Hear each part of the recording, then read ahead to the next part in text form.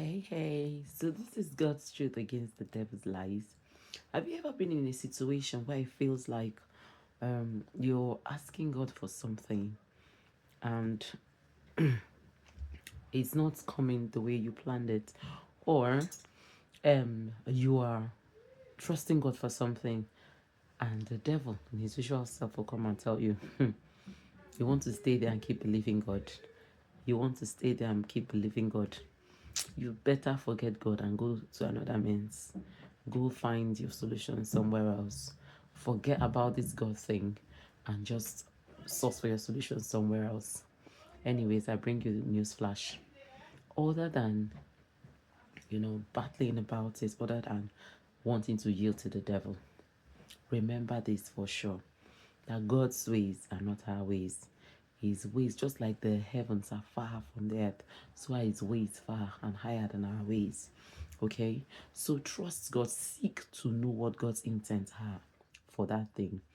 In this story in the Bible where Jesus was with his disciples on the boat, and then the sea was tempestuous, was very stormy and very turbulent, and they were all shaking and afraid, and Jesus was sleeping. Do you know that in that scripture he didn't wake up until they had to wake him up? Did you realize that? Have you read the scriptures to see that he did not wake up? Do you know what I was imagining? Maybe if they did not wake Jesus up and that sea dares to say wants to go into the boat or to want to sing the boat. I can imagine sort of it to go into the boat, it will just recognize the presence of God and it will just go over and it will form like a bubble and then it will just be there, and before you will know it, you know, everything will not just be fine. That's the way I'm just seeing it, so believing it to be. I know, but they did not know who he was. They did not know what his intents were. But anyways, they woke him up and he stopped the storm and he just said peace, and it did. The sea was still. So, but for that situation, maybe God's intent for that situation is not same as your intent.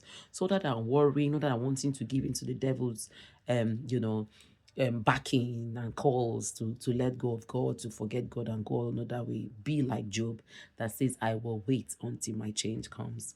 Remember, his ways are not our ways, and he loves you too much to let you know to have the best. The Bible says he's given us all things that pertains to life and godliness, even that thing. He has it in store for you. I hope this one has blessed you. Have a wonderful rest of your day. Enjoy the week ahead. Dada, bless you.